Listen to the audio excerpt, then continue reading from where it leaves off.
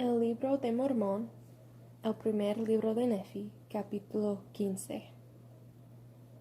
Y ocurrió que después que yo, Nefi, hube sido arrebatado en el espíritu, y hube visto todas estas cosas, volví a la tienda de mi padre.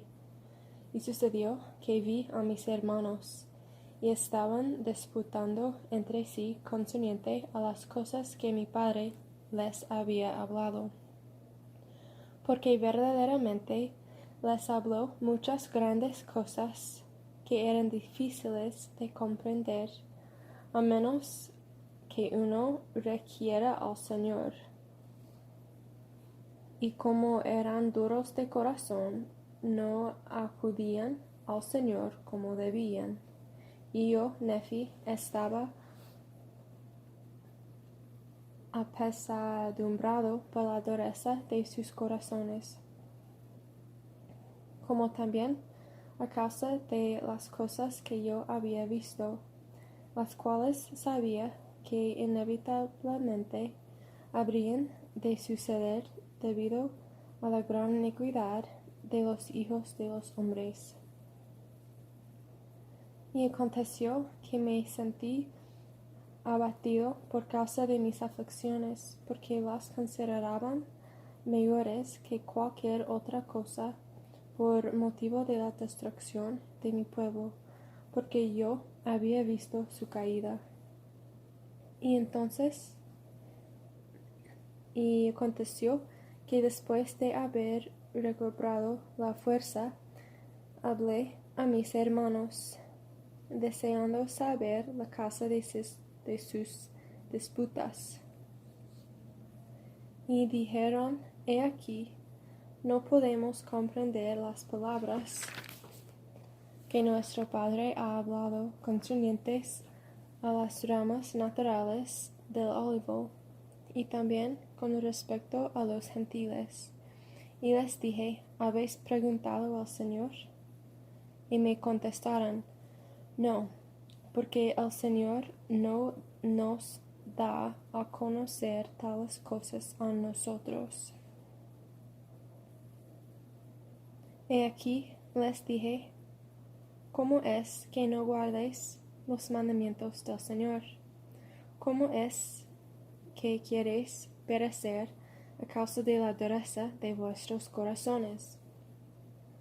¿No recordéis las cosas que el Señor ha dicho? Si no endurecéis vuestros corazones, y me pedís con fe, creyendo que recibiréis, guardando diligentemente mis mandamientos, de seguro os serán manifestadas estas cosas. He aquí os digo que la casa de Israel fue comparada a un olivo por el Espíritu del Señor que estaba en nuestro Padre. Y he aquí, ¿no hemos sido desgajados de la casa de Israel? ¿No somos nosotros una rama de la casa de Israel? Ahora bien, lo que nuestro Padre quiere decir concerniente al injerto de las ramas naturales por medio de la plenitud de los gentiles, es que en los días postreros, cuando nuestros descendientes hayan degenerado en la incredulidad, si por el espacio de muchos años y muchas generaciones después que el Mesías sea manifestado en la carne a los hijos de los hombres, entonces la plenitud del Evangelio del Mesías vendrá a los gentiles, y de los gentiles vendrá al resto de nuestra posteridad. Y en aquel día el resto de los de nuestra posteridad sabrán que son de la casa de Israel, y que son el pueblo del convenio del Señor. Y entonces sabrán y llegarán al conocimiento de sus antepasados, y también al conocimiento del Evangelio de su Redentor, que Él ministró a sus padres. Por tanto, llegarán al conocimiento de su Redentor y de los principios exactos de su doctrina, para que sepan cómo venir a él y ser salvos. Y entonces no se regocijarán en aquel día y alabarán a su sempiterno Dios, su roca y su salvación. Sí, no recibirán en aquel día la fuerza y nutrición de la verdadera vid. Sí, no vendrán al verdadero rebaño de Dios. He aquí, os digo que sí, se hará memoria en ellos otra vez entre la casa de Israel, y siendo una rama natural del olivo, serán injertados en el olivo verdadero. Y esto es lo que nuestro Padre quiere decir, y nos da a entender que no sucederá sino hasta después que los hayan dispersado los gentiles. Y se refiere a que se llevará a cabo por medio de los gentiles, a fin de que el Señor manifieste a estos su poder, precisamente porque será rechazado por los judíos, o sea, por los de la casa de Israel.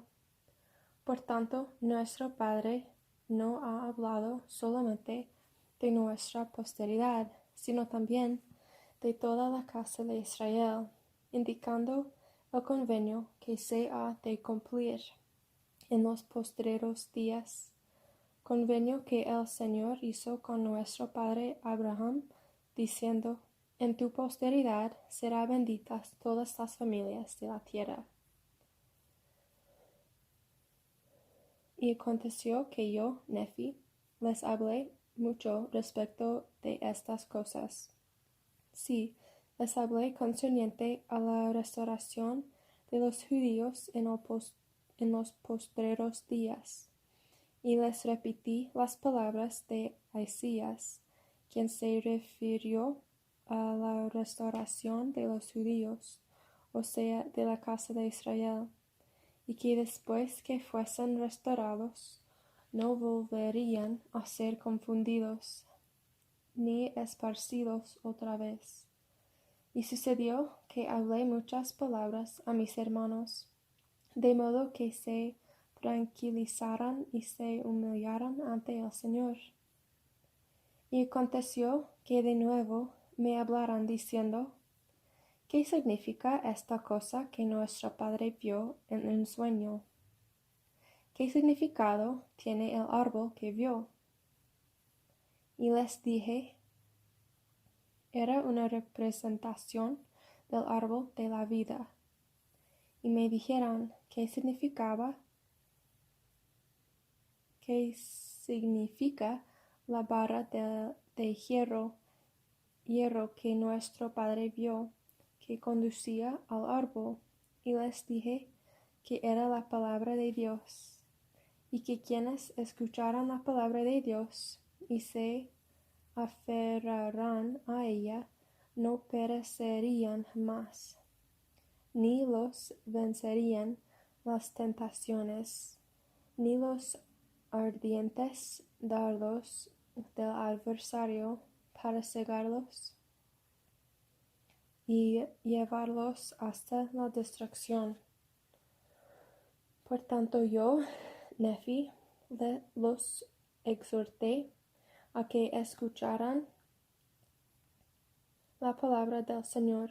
Sí, les exhorté con todas las energías de mi alma y con toda la facultad que poseía, y que obedecieran la palabra de Dios, y se acordarán siempre de guardar sus mandamientos en todas las cosas. Y me dijeron: ¿qué significa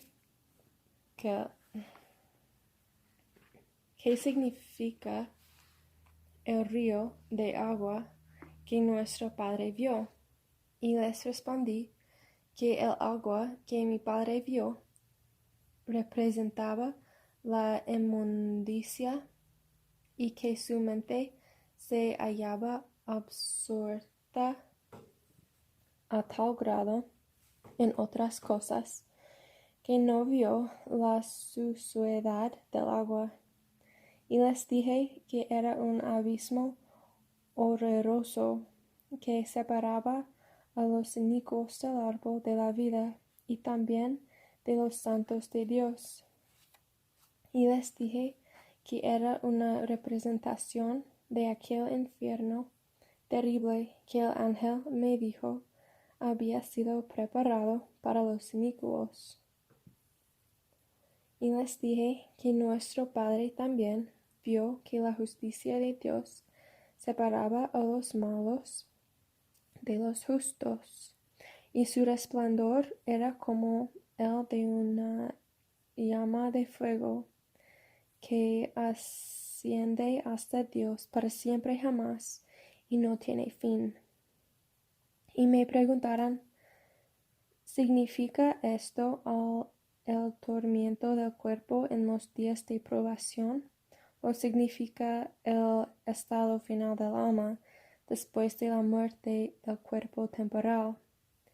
¿Y se refiere a las cosas que son temporales? Y aconteció que les dije que aquello era una representación de cosas temporales, así como espirituales, porque habría de llegar el día en que serían juzgados por sus obras. Sí, según las obras efectuadas por el cuerpo temporal en sus días de probación. Por lo tanto, si morían en su iniquidad, tendrían que ser desechados también con respecto a las cosas que son espirituales, las cuales se relacionan con la rectitud, de modo que deberán comparecer ante Dios para ser juzgados según sus obras. Y si sus obras han sido inmundicia, por fuerza ellos son inmundos. Y si son inmundos, por fuerza ellos no pueden morar en el reino de Dios.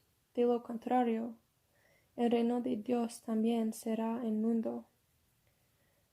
Pero he aquí, os digo que el reino de Dios no es inmundo, y ninguna cosa impura puede entrar en el reino de Dios, de modo que es necesario que se prepare un lugar de inmundancia para lo que es inmundo. Y sé que ha preparado un lugar, sí, aquel infierno horroroso de que he hablado, y quien lo ha preparado es el diablo. Por tanto, el estado final de las almas de los hombres es morar en el reino de Dios o ser expulsados. Por razón de esa justicia a que me he referido. Así que los malos son desechados de entre los justos, y también de aquel árbol de la vida, cuyo fruto es el más precioso y el más apetecible de todos los frutos, sí, y es el más grande de todos los dones de Dios. Y así hablé a mis hermanos. Amén.